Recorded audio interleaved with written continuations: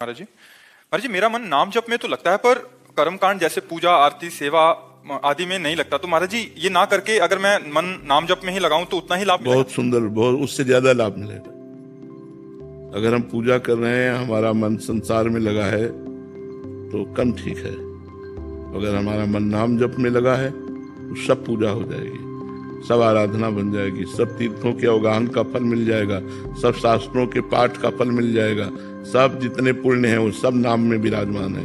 यदि हम निरंतर नाम जप करें और कुछ ना करें तो हमारा परम कल्याण हो जाएगा, भगवान की प्राप्ति हो जाएगी, प्रेम प्रकट हो जाएगा, सब लीला स्फुरित हो जाएगी सब। और हम पूजा पाठ करें, नाम जप ना करें तो पूजा पाठ करते हुए भगवान में मन कम लगता है, संसार में ज्यादा जाता है। आप देखो, भगवान की पूजा शुरू करो, आरती है, श्रृंगार है, तो सांसारिक चिंतन चलता है। तो चिंतन तो सांसारिक चल रहा है, पूजा बाह्य हो रही, वो खास बात नहीं हुई। अगर चिंतन आंतरिक भगवान का चल रहा है और भले आप सांसारिक काम कर रहे हो तो बहुत बड़ी बात है। मानो आप झाड़ू लगा रहे हो और आपका चिंतन भगवान का चल रहा है, आप किसानी कर रहे हो, आप व्यापार कर रहे हो, आप ऑफिस में हो और भगवान का चिंतन चल रहा है, ये बहुत बड़ी पूजा हो रही। अगरबत्ती धूप बत्ती ये साधारण पूजा है, असाधारण पूजा है भगवान का चिंतन।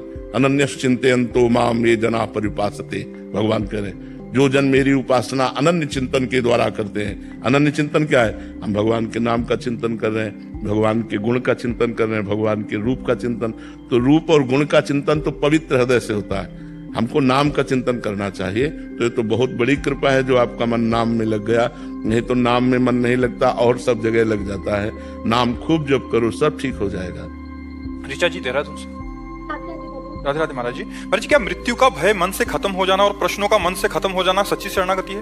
हाँ, बहुत सुंदर बात है, बहुत सुंदर बात है। कोई प्रश्न ना रहे और कोई भय ना रहे, यही शरणागति का सच्चा स्वरूप है। निर्भय, निर्भय हो गया और निसंशय, कोई संशय नहीं रहा। तो ये शरणागति तब पुष्ट होगी जब आपके हृदय में निरंतर नाम चल रहा है। अगर भगवान का चिंतन नहीं चल रहा तो बहुत लोग भय रहित हैं मृत्यु से और उनको कोई भागवती के संसारी कोई प्रश्न नहीं है। तो प्रश्न ना होना और भय ना होना ये दो जगह भी हो सकते हैं, एक घोर पापी में भी हो सकते हैं। तो मृत्यु का भय और संशय ये दोनों बाहरी लक्षण है, आंतरिक लक्षण है भगवत चिंतन। तभी शरणागत पुष्ट माना जाएगा जब उसका भगवान का तैल धारावत अव्यावृत भजनात् तन्मयाहा, भगवान के चिंतन से उसका मृत्यु का भय खत्म हो चुका है। अब कोई प्रश्न नहीं रह गया, चित्त समाधान को प्राप्त हो गया है, हर समय एक आनंद की लहर उठ रही है। ये शरणागति की बात। शरणागति भगवत चिंतन पर है। अनन्य चेता सततम यो माम स्मरति नित्य सहा तस्याहम सुलभा पार्थ नित्य युक्त योगिनः। वो नित्य युक्त योगी जो निरंतर मेरा चिंतन कर रहा है, खास बात चिंतन है, खास बात भजन है। अगर चिंतन हो रहा है, भजन हो रहा है, कोई संशय नहीं, कोई प्रश्न नहीं, कोई भय नहीं, वो काफी ऊंचाई पर चढ़ चुका है। लेकिन कोई संशय नहीं, कोई भय नहीं, भगवत चिंतन नहीं हो रहा, ये कोई खास बात नहीं, ये कोई खास बात नहीं। देवेंद्र भारद्वाज जी।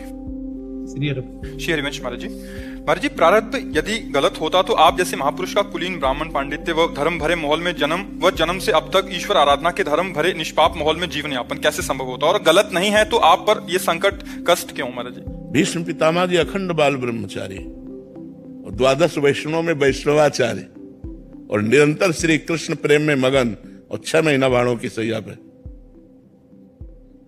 100 जन्म के पहले का पाप तो ऐसा नहीं कह सकते। हाँ, अवश्य में वो भोक्तव्यम कृतम कर्म शुभाशुभम।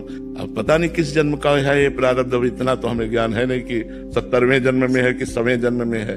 बड़ा स्टॉक जमा है, किस जन्म का भोग आया है वो भोग भोगा रहा है, वो कष्ट दे रहा है, पर सुख भी है। ऐसा नहीं कह सकते कि शारीरिक कष्ट के साथ आध्यात्मिक सुख है। अगर आध्यात्मिक सुख ना हो तो हम सुबह से बैठे हुए भागवतिक चर्चा नहीं कर सकते, उसी पीड़ा में पड़े रहें। और हमारा अगर 1 बजे रात का जगना है तो 1 बजे रात के जगते हैं। हमारी जो दिनचर्या है वो दिनचर्या भगवान की कृपा से चल रही, तो हमें कोई क्षोभ नहीं है, ये बना रहे। किडनी भी सोचती कहां फंस गई हमारे